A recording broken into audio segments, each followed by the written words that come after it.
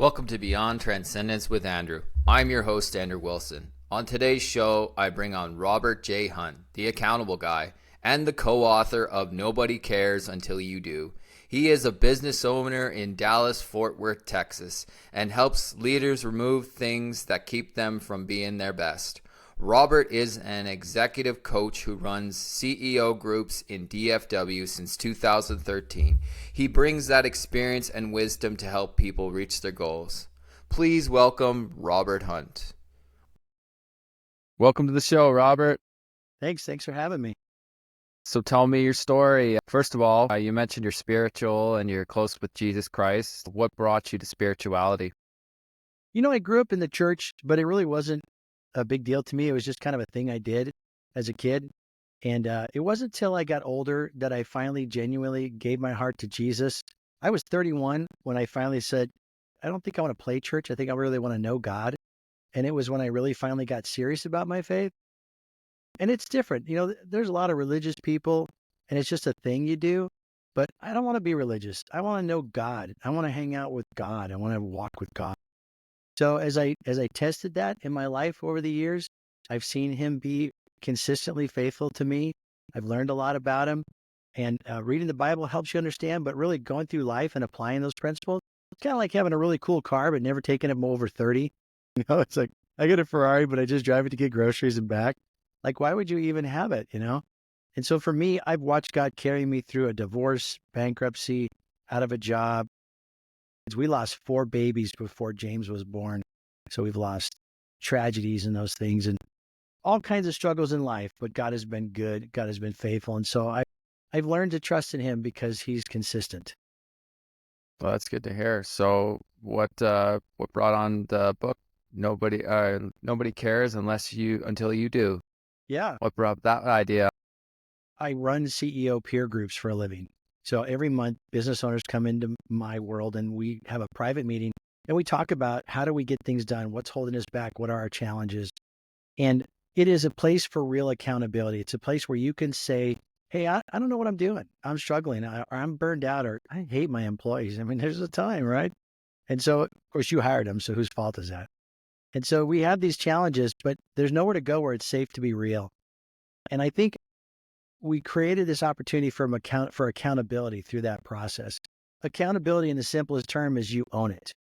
But when you're the owner of your company, you kind of weasel out of it. Like, I'll do this, but maybe I'll change my mind. Or everyone should be this way. Unless I don't like it, then let's not do it. Then there's a lack of accountability from the top. It creates a lack of accountability for everyone below. And I've just watched leaders who do it really well and those who do it really bad. And so in my own life, I also realized that there was many times I played a victim in life where I refused to own it myself. And we would blame or make excuses or say we can't do anything about it or just wait and hope it gets better. And I saw so many areas in my life where I was holding myself back from living the life I really wanted by believing these lies that I told myself. And it wasn't until I got to a place in my own life where I go, wait, stop. Nobody cares. Nobody cares if you're fat, broke, unhappy with your marriage, have a horrible business, got health issues. Nobody cares unless you care enough to do something about it. And then when I did care, I realized, wait, I have the power and authority to change all this stuff. I'm not a victim. I just haven't owned it before. And by owning it, I get the power to do something about it. It's actually very freeing. It's very exciting because when you feel a victim, like everything goes out against you. But when you own it, you think, okay, what am I going to do? Now, it's still hard either way, but at least you have a hope. You're going in the right direction where you have joy and peace in your life. And that's what I wanted. And how do you feel now since you've changed and became more accountable? Yeah, it's awesome. It's not perfect. I often make mistakes. I often am not being accountable and I catch myself. My wife and I have a common language where we've learned to, hey, come on, is that right? Are we doing this right? And we now see it where we used to make excuses or blame. We catch ourselves quickly. I think I still struggle in certain areas, like things that I don't really care that much about, or maybe I've just given up on. And so sometimes I get inspired by other people. And then I find myself going back to the excuses of I can't, or I don't know how to. So there's a constant effort, but I would say overall in every area of my life, I am way happier. Things are way better. We talk about it in the book that at one point we owed $90,000 in debt, and that didn't include the house or the cars. And it was choking us out. And we were miserable, and we blamed God, we blamed each other, we blamed the economy, we blamed our clients. But at the end of the day, it's your problem. Complain all you want, man. It's yours. And it wasn't until we actually go, look, wait, this is on us. We got to do something about it. So as we outline in the book, we sold our house, and we took all the money from the house and we paid off all our debt and we started over. And what was cool about that was that is something nobody does. So I never thought that that was even an option. But I was so sick of being in debt, and I was so frustrated with where my life was. And that was a solution. So we live in this house now that we rent. We've been here 4 years, and we still only have one car. And we're going to put the money back into our savings and retirement that we ate up over the years of trying to survive with the business that we probably should have shut down and gone and done something else. But we made bad decisions, but we own it. So my life is way better as I've practiced this process, and my marriage and my health and my faith and my finances, everything is measurably better.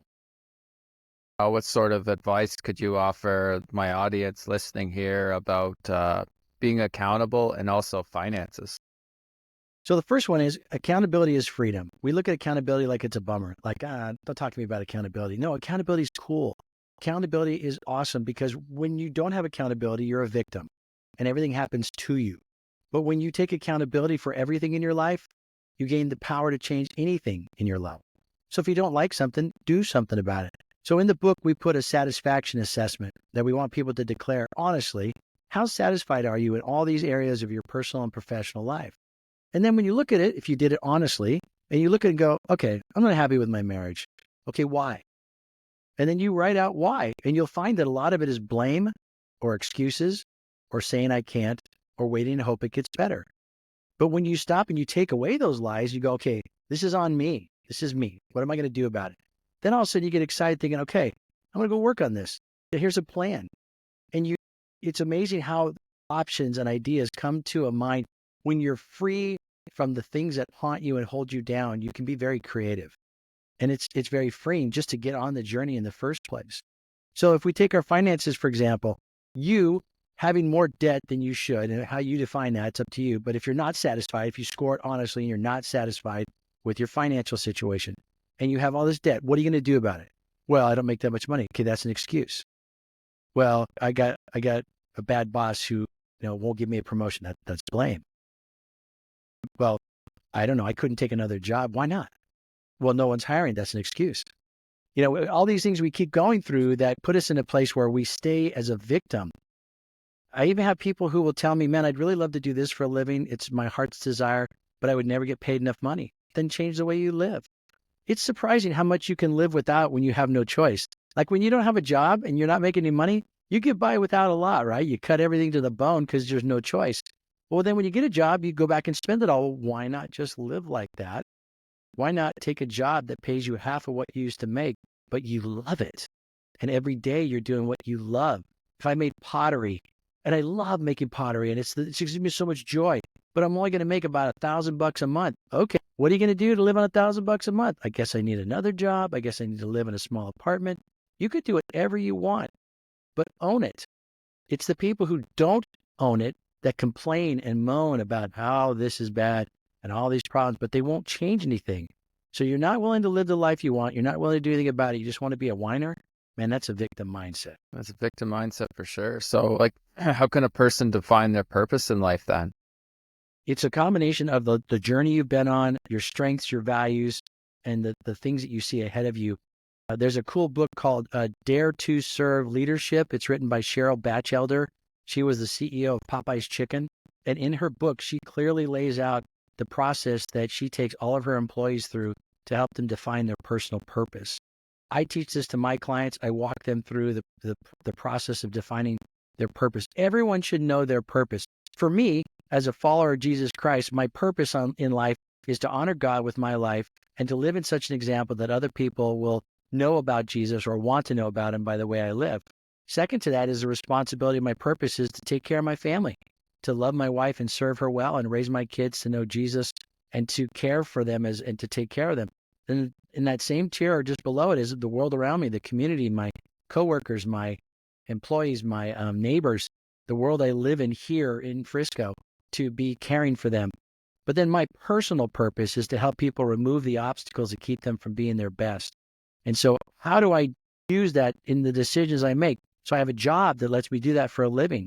I chose a job where I get paid to help people remove the obstacles that keep them from being their best. It's hilarious.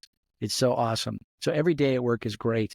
But I make decisions in my life, how I spend money, where I go, what I do, in light of my purpose. I could get involved in that, but is that going to help people remove obstacles that keep them from being their best? No. So I choose. There's two great choices. When you know your purpose, it helps you define which one you're going to choose.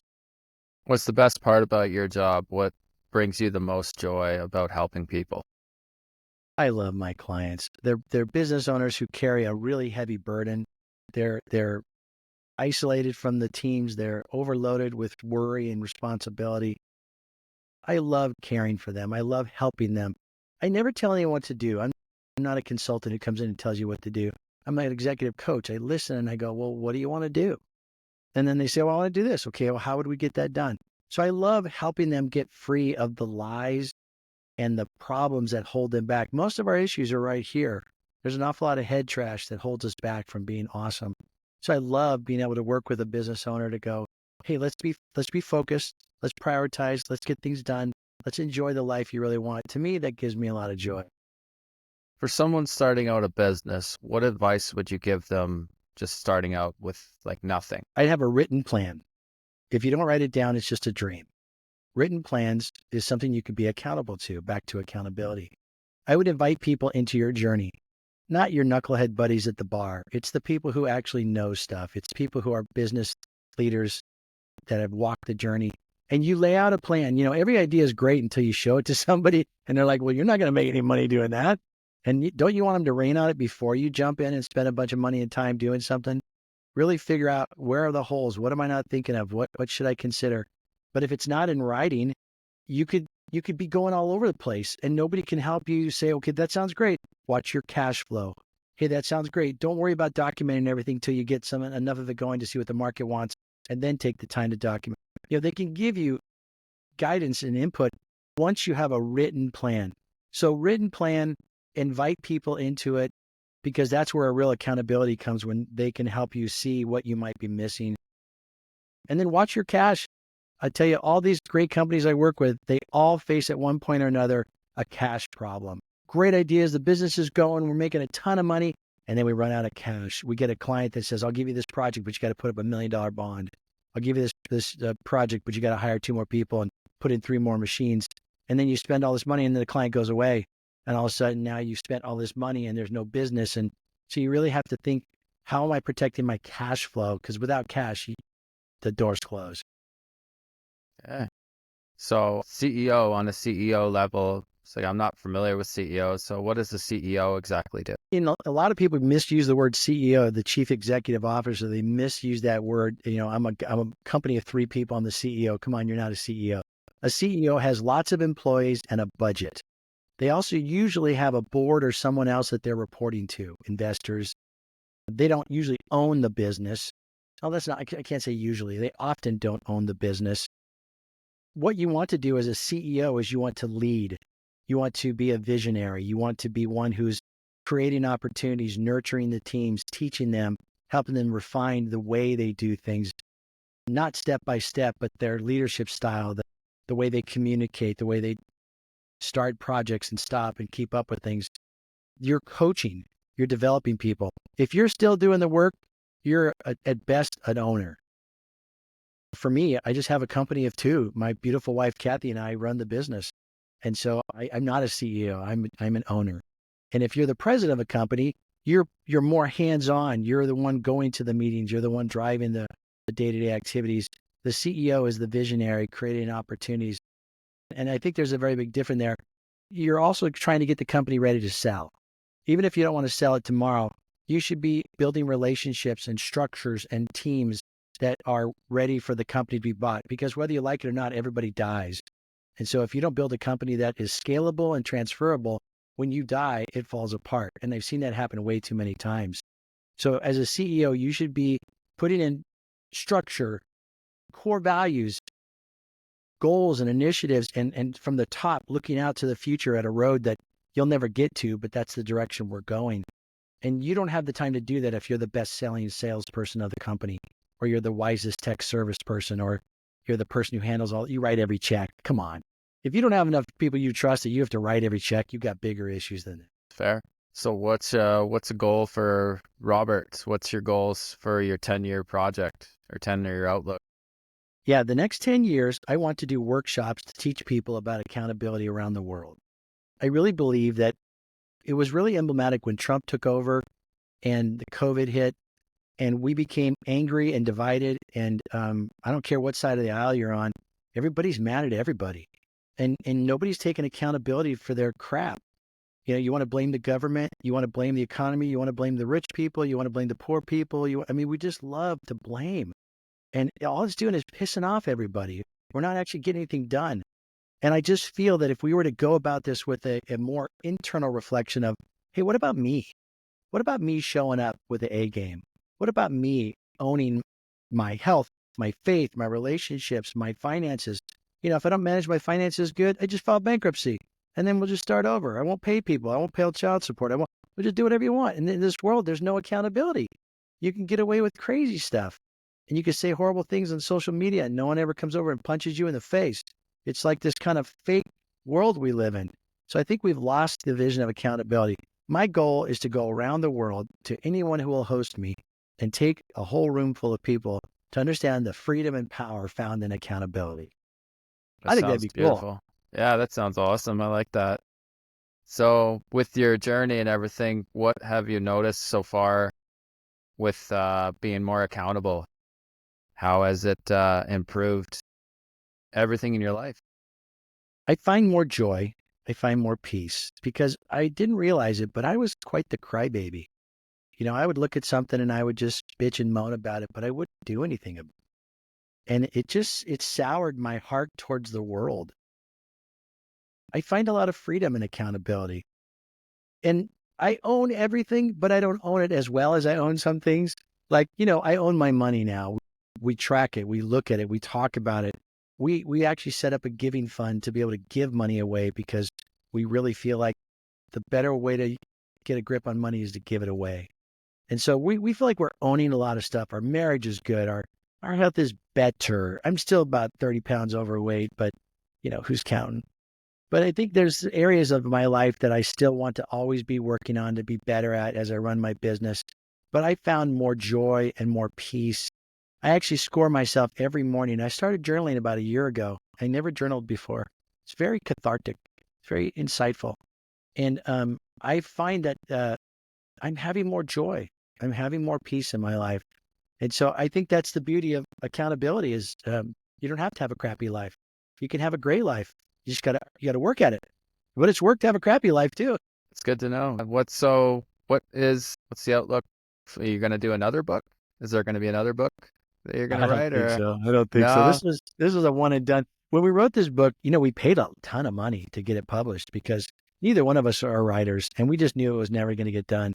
And Salem, who's the co-author, he has two businesses he runs. He's super busy. I've got mine and I believe in keeping margin in my life and I want to enjoy every day.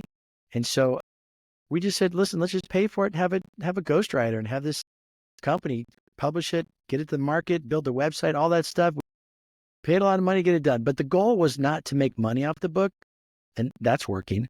But the goal was to change lives. And so just today I did a session with a company that bought books for all their employees.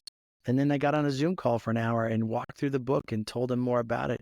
And I love the time to connect with people and hear stories and hear where they're frustrated and how quickly we are to pop into victim mode without even thinking about it. And then I got all these emails from the employees saying, hey, your book really challenged me. I've been divorced and I've been angry at the world for the last few years and my finances are messed up too. And just being honest, because we need someone to talk to about our junk. So I'd love to do workshops. I'd love to continue to have more influence, but I think one book is enough to talk about till I'm dead. That's enough. Oh, that's a good book, though. I read it. I quite enjoyed it. It brought back a lot of childhood memories and being accountable for those childhood memories, also for like my relationships and everything I've gone through. So Yeah, that was an eye opener for me for sure. And taking accountability is a good way of building your niche as well, like targeting your audience. For my podcast, my audience is me. I'm targeting me, the person who's been told their entire life they were going to amount to nothing. You should stop trying. So here I am trying a podcast and enjoying it because I'm getting to meet people like you and wonderful other guests that have been on the show. So yeah, That's I like awesome. accountability for sure. Well, I tell you, I lived the same journey where, I grew up in a home where my father beat us and beat my mom many times in front of me. And I didn't know what it was like to be a man, how to behave. I knew what not to do. I didn't know what else to do. And I learned the hard way. But my Heavenly Father, He's always been there for me. And I feel loved by God. And that has given me the peace to press on. And then, man, the rest of it, life is all a journey of screwing up and learning from your mistakes. I've never met anyone who doesn't have problems, doesn't make mistakes, doesn't have failures, unless they're lying. And so I think we're just a combination of all people trying not to screw up too bad, but learn and get better all the time. And I think as long as you give yourself grace and you are intentional about what you want your life to look like and you're chasing that, life is fun, even when it's hard. If you ever help a buddy move, it sucks helping someone move, but you're laughing the whole time. Trying to get a couch out of a door, you think, did you build this couch in here? How does this thing come in? And you laugh because it's just funny, but it's hard work. I think you choose to look at life and either be bitter about it or look at it and go, okay, I lost the job. I got laid off. Now what do I do? I got a lot of bills. How am I going to pay this? I don't know. The cool thing is if you're listening to this podcast right now, you have a 100% success rate. You have never imploded under any kind of stress you've gone through. It may have sucked and it still may suck, but you have 100% success so far. So take that and run with it. Try something else. Keep adjusting. Keep learning. And you're never done until you're not on this planet anymore. Someday when I stand before God and I'm there in His presence, I really won't care about all this other stuff. But until then, I got to do the best I can, and we're all going to keep learning as we go. Absolutely. Beautiful words. I couldn't agree more with you. I've come learning in spirituality. I've done a lot of meditation and going on to the spiritual realm and actually getting to communicate with lost family members. And it was kind of neat because Wow. God gave me that experience. So Wow. I fully understand where you're coming from. And it's like we can't take it when we die. So why do we need to worry about while we're living it? Yeah. And who by worrying has ever added anything to their lifespan? And God spends an awful lot of time saying in the Bible, do not worry. Don't anxiously look around. Don't worry about the future. God says, I protect the birds. No one ever takes care of them. I feed them. What are you worried about? They're fine. The flowers grow. No one ever dresses them, and they're more beautiful than Solomon ever was. Relax. It'll be okay. Yeah, no, I fully agree with you. So for people that are struggling right now with, besides being accountable, what other words of wisdom can you offer them? I've been thinking an awful lot about laziness. You think I'm generically a pretty lazy person. I grew up lazy as a kid. I did the very bare minimum. I graduated from college with a 2. I was do something, but it was just a 2. But I graduated, right? And I always seemed to get by with just the very least that I had to, the least amount of effort, the least of whatever. And it wasn't until I knew my purpose that the give a damn factor picked up quite a bit. And I think most people are just basically lazy. Why don't you floss? Lazy. Why don't you save money? Statistically, the IRS says that 1 person out of 100 will be wealthy when they retire. 3 people will be able to do okay. And then something like 30 people will have to have other family members to help them, but the rest of them are screwed. And you have your entire life to plan for your retirement, and we do nothing about it. For at least more than 50% of the economy is not going to be prepared, and they're screwed. And so you look at that like, that's lazy, man. Well, I don't have enough money. Spend less. I mean, I've looked at what we've spent, but it's lazy. I just put it on a credit card. I go to dinner. I don't want to cook. This is that. I just like these things. Okay, well, that's lazy. There's no focus. There's no intentionality. So, don't be lazy, because lazy, you get what you get. And it's usually not that great. And so if you really want something, a good marriage, your health, your faith, your friendships, your career, whatever, it's going to take effort. But I'll tell you, it's effort to suck at those things too. It just means you're going through a lot of hard work for nothing. I think don't be lazy is a great reminder to whatever your category is, just be intentional. You don't have to be the best in the world. Just don't suck at it. Put your feet in front of you and just keep walking your straight line. Yeah, no, I feel you. I learned to conserve my money and be very cheap with my money, and I enjoy cooking at home as of going out to restaurants, because I just don't find that restaurants now, they just don't put as much love They don't. They into don't. them. Yeah. No offense to anyone who owns or works at a restaurant. No Quality offense is at all. down. The service is down. I mean, it's just, Yeah. yeah. And for me, the older I get, the more I want quiet. So everywhere I go, I'm like, turn this down. So loud everywhere. Yeah, no, I enjoy cooking, and I find the best thing about cooking is it's made with love, but it's also you're using your mind, right? Everything I do now, I try to use my mind, because if you don't use your mind, eventually your mind's going to be gone one day, but you can work it the entire time that you're using it, and it's fun. I enjoy it, actually, getting creative with it. That's why I started the podcast, was to get creative and to interview new people, understand wisdom, to also like talk about spirituality, because not a lot of people nowadays talk about spirituality. They're all like divided and angry and sad, and just everyone's so, what's the word I'm looking for? Not divided, but just at each other's throats. Like there's divisions now where we're like Black Lives Matter and the LGBTQ community, but we're all the same. We're all come from the same source, God. So it's like, it's so hard nowadays. And that's why I started the podcast, was because people just don't seem happy. And you can see it every day. Like people always in a rush to get somewhere, or just angry, trying to butt in front of you in lines, just no patience, no. Where are you going? What's the Yeah, hurry? It's just hurry for the exactly. sake of being stressed, right? That's right. And there's so There's a much cool stress book, right and now. I just finished reading a cool book by Mark Matlock called Curious Faith. And he talks about, today in the world, people aren't going, let me understand the steps to discern my faith and then I'm done. People are like, let me check it out. Let me think about it. Let me experience it. Let me walk this for a while. And for a long time, the church was like, here it is. Boom, boom, boom. Do this. And this is not the way the world looks at faith these days. We need to create a world where you're allowing people to be curious about faith. Do I want everyone to know Jesus Christ as their Lord and Savior? Absolutely, because it's what I believe is truth. But that's not my place to tell you that. You have to decide that. You have to go through that journey. God will call you to Him if you're listening. And so my hope is that people will take the time to be curious and really, really look at something, and not just be closed-minded and not come to a quick decision, but to walk that journey of curiosity. So I think we, as people who are of faith, whatever your faith is, we need to allow people to be curious, and don't get on their case because they don't agree with you. They have to have their journey to find it for themselves, and they may never agree with you. But can you still love them and respect them and be kind to them? Yeah, that's what Jesus did. He modeled the behavior we're supposed to have. Too often we don't act like Jesus. We say we do, but we don't. No, and that's kind of like, I know there's like forgiven, because you're never going to go to hell, because there is no hell. I mean, hell is earth. Earth is hell, right? So it's just the whole fear aspect, I believe, with religion, because fear is our strongest opponent. That's my motto. That's what I live by, because my entire life I feared everything. I was scared. I always thought people were laughing at me. I was trying to fit in for all the wrong ways. And even like as an adult, you see like fear. Anger is fear.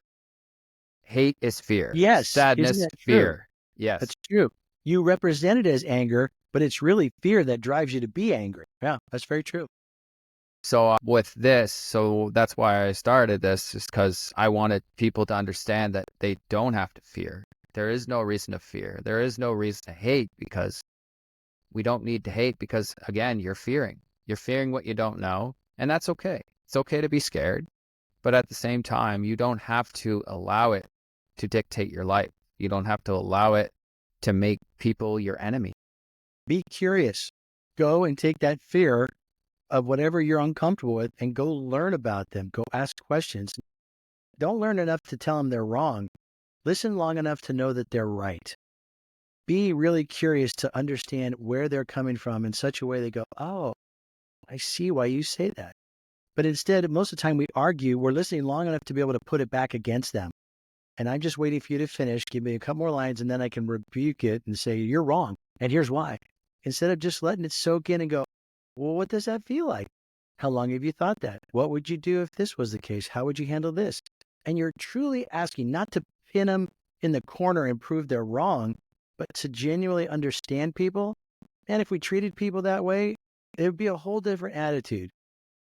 Everything would just be a discussion and not a fight. Absolutely. And I like the saying, hurt people, and Yeah. listening to respond. Like you're not listening to hear, you're listening to respond. And that's something that was pointed out to me quite a bit when I was going through my journey. I was listening to respond, but now when you actually stop and listen to people talk and Yeah. hear what they have to say, it's a good way to build communication and build a relationship. And put your phone down.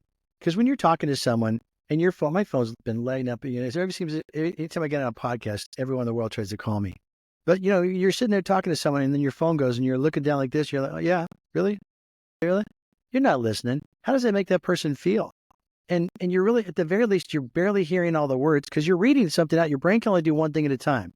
There is no multitasking. You might be hearing the sound of their voice coming at you, but you're not comprehending the words. You're reading your text. And so it's rude, but you're missing the point. What did their eyes look like when they said that sentence? Did they go down? Did their voice go up? Were they happy about it? You're missing communication at those moments. So put your phone down, give courtesy to the person you're truly trying to understand, because you need to have that to really truly understand someone. I like that because there's actually a restaurant here. It's called the Social Club, and when you walk in the door, you have to put your phone in the box, and then they Nice. pair you up with two people you've never met in your life, Oh my and gosh, you have to you're kidding. communicate with those people. That is great. So I mean, there's good ways, and like even in here in my household, what I do with my phone and my fiance's phone is we just leave it out in the open, away from us, and we play games and just to see each other because you haven't seen the person all day. You're going to spend all your time on the phone when you haven't seen them all day. Exactly. Good for you, man. I don't know if that could be a little bit intimidating. Yeah, no, it was an interesting experience, but hey, it's fun kind of doing things you normally wouldn't do because then there's that accountability, right? It holds you to be accountable and it's like, okay, someone new, so I'm going to be accountable and get to know them and take whatever they say to Be vulnerable consideration. to people you don't know or people you do know.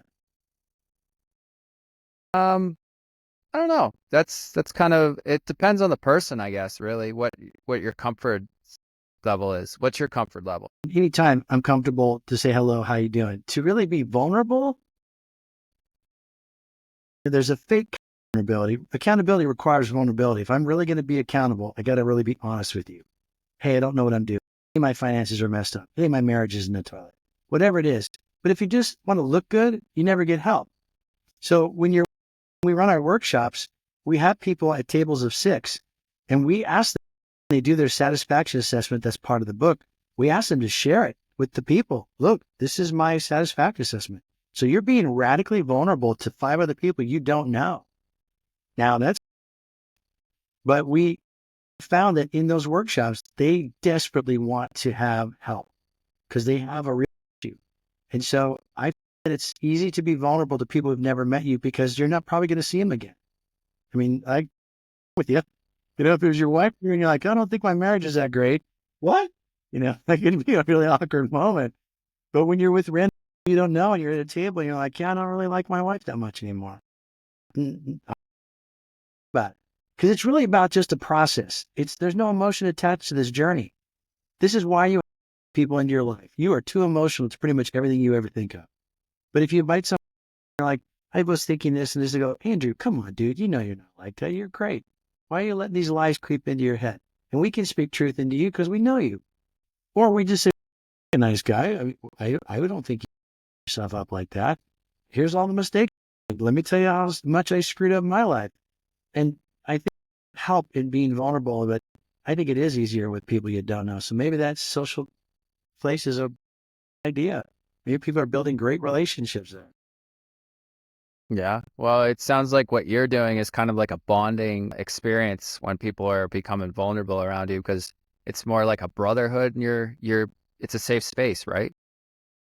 That is the So beauty of peer groups. What, and rules, regulations, don't try and try and say you're all cool.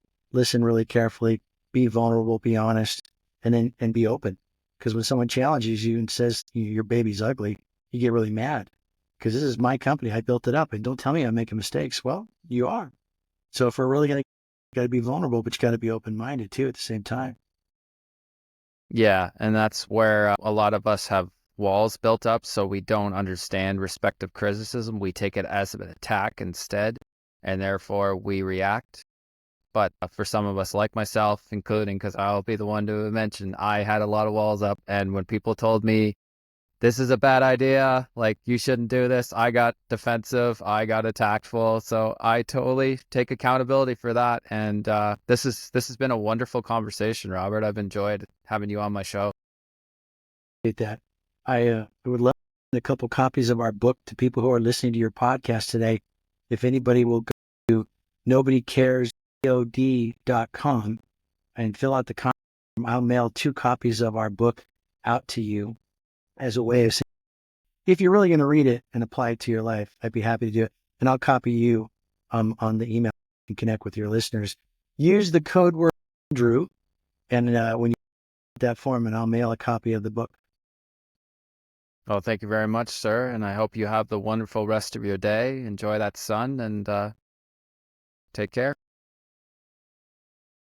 And that's our show for today. I hope you enjoyed listening to Robert's message about being accountable, and I hope everyone out there understands that accountability can be very beneficial for your relationships, your job, anything you do in life. Just be accountable. Show your true identity in understanding and not listening to respond, and being there for your partner and building a life you want to build. I hope you enjoyed this segment of the show. Once again, you can, if you need feedback or anything, if you like the show, if there's something you want to change about the show, give me your feedback. I'm always willing to accept feedback. My email is btwa2024@gmail.com. You can also leave a review on Spotify and Apple Podcasts. If not, that's fine too. I hope everyone is having a wonderful day, and take care. I love you all.